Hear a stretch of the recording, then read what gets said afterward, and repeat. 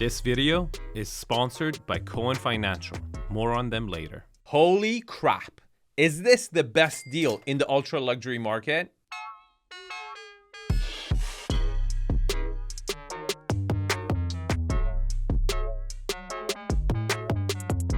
In today's episode, I'm going to review 1211 Stradella in Bel Air, California. Now, it's got 7 bedrooms, 11 bathrooms, 10,427 square foot of living space. It's priced at $23.5 million, which makes it $2,253 a foot.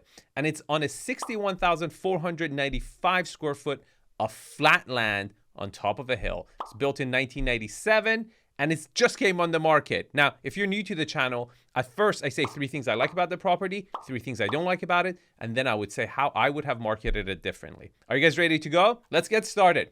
3 things I like about the property. Number 3, the scale. Okay, the volume, the dimension, and the ceiling heights are just magnificent. This is an older architecture, and you normally see much smaller scale ceiling heights and everything, but it was built in 1987, which that's the reason why it has such a good dimension, such a good volume, such a good ceiling height, and that's my number 3. Okay, number 2, the land itself is magnificent. I mean, lot utilization is also magnificent, but it's so rare to get 1.5 acres on top of a hill in Bel Air. It has a freaking tennis court, huge backyard, huge separation between the swimming pool and the main house. It's just unheard of. It's a jewel. You got to pay attention to this. I really, really like it. Okay, the number 1 thing I love about this property is the price. Look, it's really rare to get 1.5 acres of flat land on top of a hill with a tennis court, and then get 10,000 square foot with a good dimensions, with a good scale, great lot utilization. These are the things you really inherit when you buy, and it's very expensive to change. I mean, you can't change the location, period.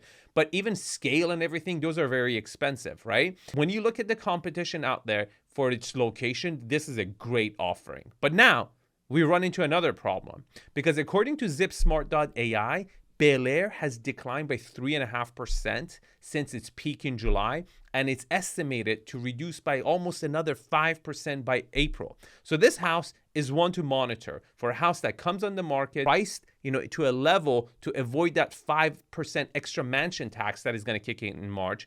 So if it sells quickly, it's a good boost to confidence for home prices in the ultra high end, that is.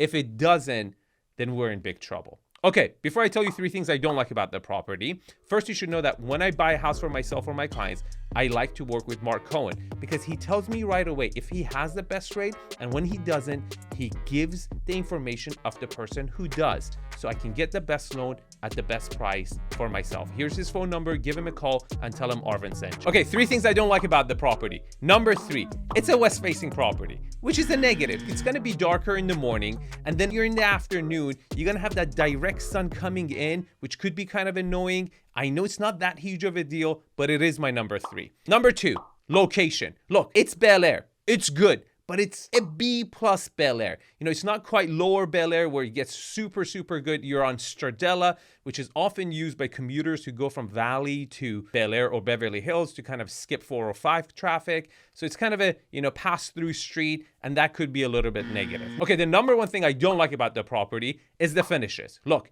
the good thing is that you can change it, right? Customize it to yourself. But I can tell you, they're dated, and I don't even think they've been updated or significantly updated since the property was built in 1997 or 98. And for that reason, I think it's going to cost you a lot of money to update these finishes, the floors, the slabs, the bathrooms. But you can look at it as upside, right? Okay, how would I have marketed this property differently? Before I tell you that, if you're wondering how I know all this stuff, I'm 𝐷𝐷𝐷. I'm a real estate agent by day in Beverly Hills. I specialize in luxury and ultra luxury, and I'm a consultant at nighttime. You don't have to live in LA to work with me. You can reach out, book a consulting call. I can help you find the right real estate agent. I can guide you through the process and help you out, right? Okay, how would I have marketed this property differently? Staging. I don't think the staging does this property justice. They went very generic, right? And that is not good. For a property of this caliber, you can't use the same furniture that you use in $3 to $4 million homes. You have to be a little bit more bespoke, a little bit more curated for the design, and this staging doesn't cut it for me, right?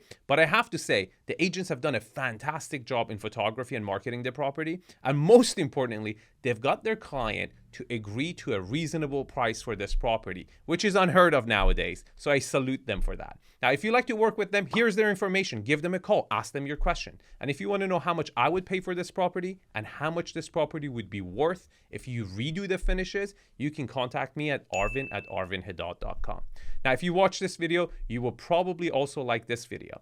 And the content of this video is purely my personal opinion. Real estate analysis in nature is a subjective matter. Tell me in the comments below if you agree with my strategy or if you think there's other reasons why this property hasn't sold. I would love to hear that. And thanks for watching. I will see you in the next video.